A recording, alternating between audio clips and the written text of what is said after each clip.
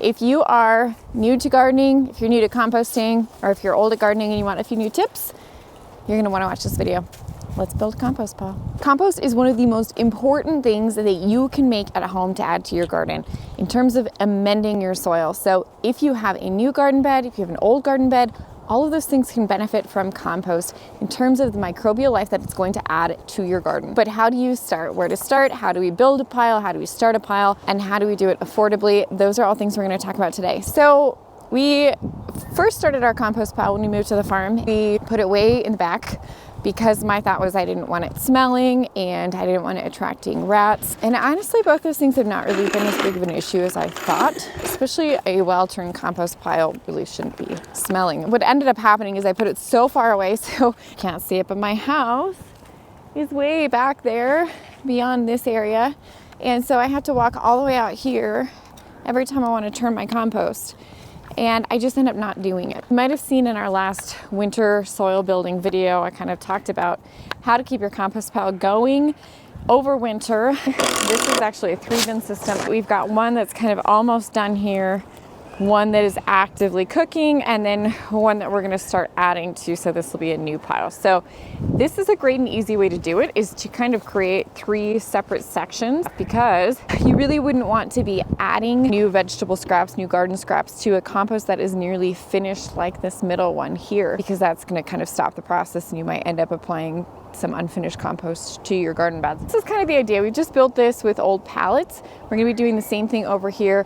I like to save and reuse as much as we can in terms of not having to buy new stuff.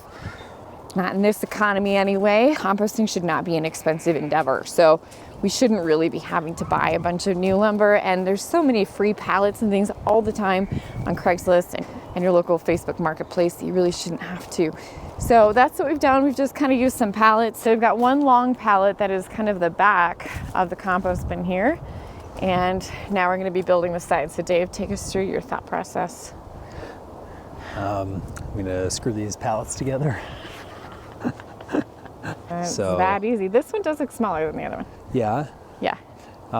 But you can always add on to it pretty easily. It's true. We could add a second Yep. little output And then we here. can, if this jets out too far, these are just pallets, so we could just cut it shorter if we want, and it'll stay strong. Yeah. We just cut it at a spot where there's still an end piece. Well, right here I'm using 3-inch deck screws. What is this accent?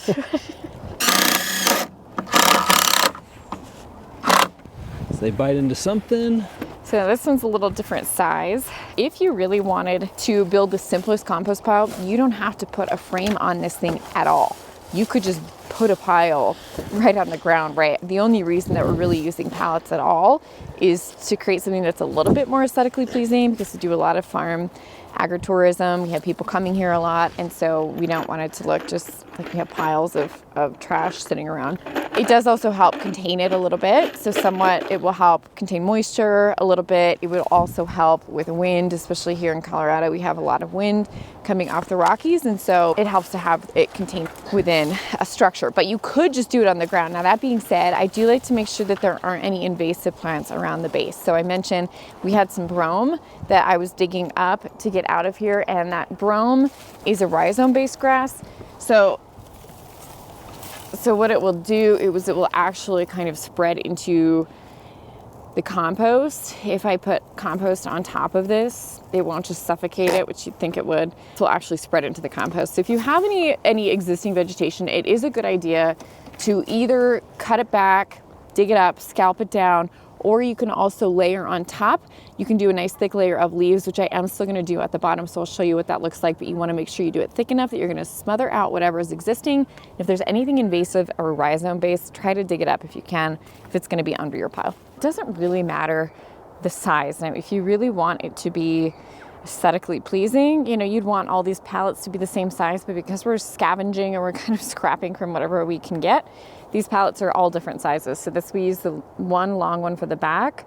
We have a shorter one here for the side, and then even a different size over there, and the divider is going to be even smaller. I just wanted to show that it's totally fine to have your compost pile not aesthetically perfect. All right, it's going to serve the purpose either way, and this looks fine. It doesn't really bother me that they're a few inches different in size. But what I do want to show is that what can happen is this can be a little bit wobbly jabbly out here. So what we want to do, there's a couple ways you could go about supporting this, is you could take one piece of lumber, like a 2x4, that would span all the way from this end all the way across to this side, just to provide some lateral stability. We have that on our other compost pile, and I don't really love that because it interferes with my ability to dig and turn the pile with that piece going across the front. So instead, what we're doing is we're just taking another scrap piece here, and we are doing one piece going across in the corner. So it's gonna go from this side to this side, and that's just gonna give it, again, that little bit of stability, so it's not gonna be as wobbly. So we're just gonna screw those down, and then I'm gonna show you how we're gonna fill this pile. All right, so now this is nice and sturdy with this attachment here.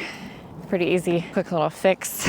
You know, a lot of concerns, at least on my end, about what is in cardboard and cardboard contaminants and those kinds of concerns. Just, there's a lot of unknowns with cardboard. So if it is something you're worried about, skip the cardboard and use something like leaves to form your base. That's going to be your best bet. Again, this is just to help keep stuff from growing up and through it. But if we're turning our compost pile as often as we really should, especially if we're hot composting, a lot of stuff is probably not going to grow underneath because it does get quite hot with an active compost pile. All right, so we've got our leaf layer down, and now we're going to start building pile. So I got some sheep manure from our barn that the girls helped me clean out yesterday. Now, sheep manure is a really great amendment for the compost pile, but I do like to age it before I do add it, just because it can contain weed seeds, and this is true of any ruminant animal, so horses, cows, sheep. Weed seeds can pass through their system. Because we are feeding them hay right now from a different source, they're not just grazing cover crops right now because it's winter, we just don't have enough. So we are supplementing them with hay. And so that can contain seeds of stuff that I don't necessarily want growing in my garden. So I want to make sure I'm aging that manure. So I've got a nice pile of stuff that we cleaned out from their barn. You can see this is going to mix with straw. So because we do a lot of leaves in the sheep pen, that's what this is mixed with.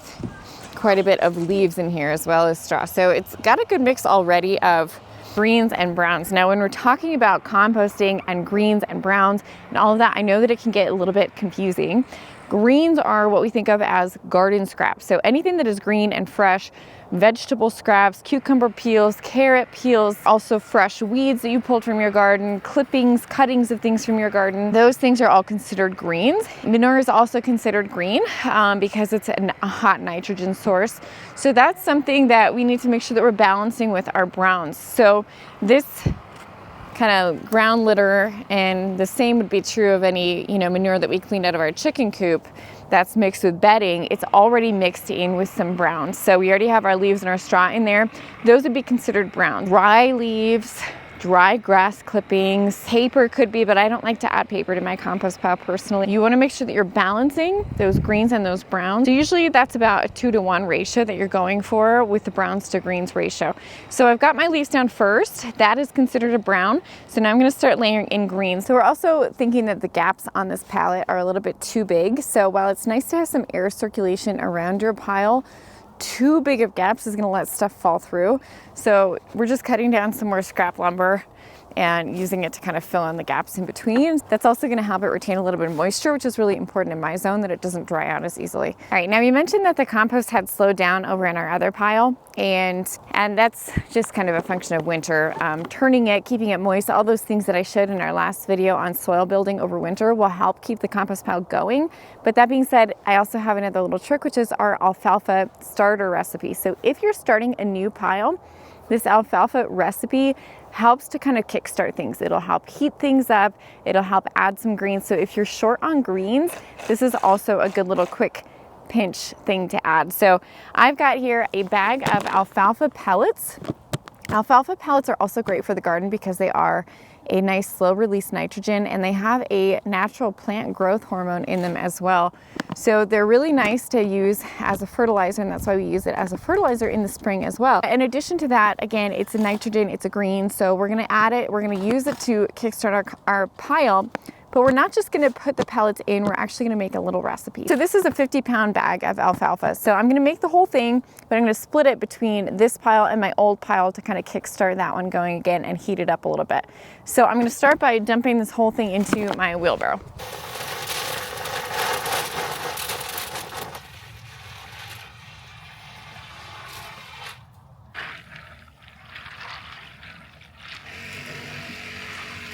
Okay, so we've combined our alfalfa fertilizer. So we've combined some alfalfa pellets with some water, and we're gonna add a scoop of our compost from our old compost pile into that to kind of help spur the microbes, get those going.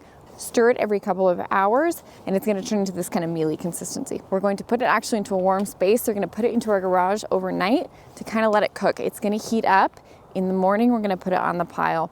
Okay, it's been 24 hours and we have let our alfalfa fertilizer cook all night, and we are going to put that on now. So again, this alfalfa is kind of a Kickstarter to get our compost pile going, but you can also use it as a fertilizer in the garden in the spring. I'm gonna go ahead and put it into the pile, but first I'm gonna put some of our greens on top. So I mentioned this concept of layering your browns, things like dried leaves, and dried straw, and pine needles could be one. Pine needles are a little bit higher in carbon, so they're gonna take a little bit longer to break down than something like leaves or dried grass clippings. But we also have, over here, we keep all of our compost. So I've got some celery, some old carrots, some mushrooms that got frozen and mushy in the fridge. So we'll also bring that out to dump on top. I'm basically trying to generate heat around my greens. And then we're gonna top it off with a big, thick layer of browns in the form of more dried leaves. So this is why I always say, if you wanna start composting, definitely think about starting to store up materials for browns. So this is why we do a leaf donation in the fall, and I ask my neighbors to give all of their bagged leaves, or I just drive around and see who has leaves bagged up, ask them if I can take them, and then I have browns for the whole season. All right, so here is what our alfalfa looks like now after sitting and cooking for a while. So you can see it's kind of actually mealy in texture. Hard to tell from the video, but this is also slightly warm because again, it was in the garage, which is warmer. It was allowed to kind of cook and warm up a little bit. And now this is also gonna cook a little bit in our pile. So this is gonna, between the moisture and the high nitrogen content, this is gonna help get our pile going. And then I'll also put our greens on too. Now the other thing that can be a good idea to do when you are first building your pile is to add a scoop of compost. So if you already have been doing some compost and you have a little bit, even if it's just a handful, throw that into your compost because it's going to help your microbial life get jump started. That's already kind of your native microbes. If you don't have a good compost pile going, find a good spot in your garden where you have some nice healthy plants. Grab just a shovelful of soil, a little spadeful of soil from within that space, and put it into the center of your compost pile. Again, it's good native microbial activity. Let's go take a look at the final finished layers of our compost pile. You can see again, we've got our bottom layer of thick leaves, we have our sheep bedding, we have our greens, our vegetable scraps, we have a little bit of the alfalfa starter fertilizer, and then a nice thick layer of brown leaves to help keep the heat in. We're gonna also throw a tarp over this just to help get the heat going, and we're gonna water it in because that moisture is key. So remember when we talked about this in our soil building video for the winter, that keeping the moisture on a compost pile is really important. So if you're not getting enough rainfall, if you're not getting enough moisture in the winter and your pile dries out, it's gonna slow down a lot in its cooking. So keeping it moist, turning it every few days at least to help keep that heat up is really going to help get you your compost in time for spring. Guys, I hope you enjoyed this video. Again, if you have any more questions on compost, please go down and check out our Garden Gold video where we talk about uses for compost and times when you shouldn't use compost. And also make sure you go back and watch our winter soil building video where we talk about how to keep your compost pile going over the winter. That's it for me. I've got some sheep yelling at me, so I'm going to go feed them. I hope you guys enjoyed this video. If you did, remember to like and subscribe, and we'll see you guys around here next time at the farm. You know what I just remembered? What? This is where we buried Fluffy. Ah, extra compost. It's Great. a good thing I didn't dig her up when I was just taking up the grass. I think there's a little chicken egg here. That's how it works, right? Reincarnated.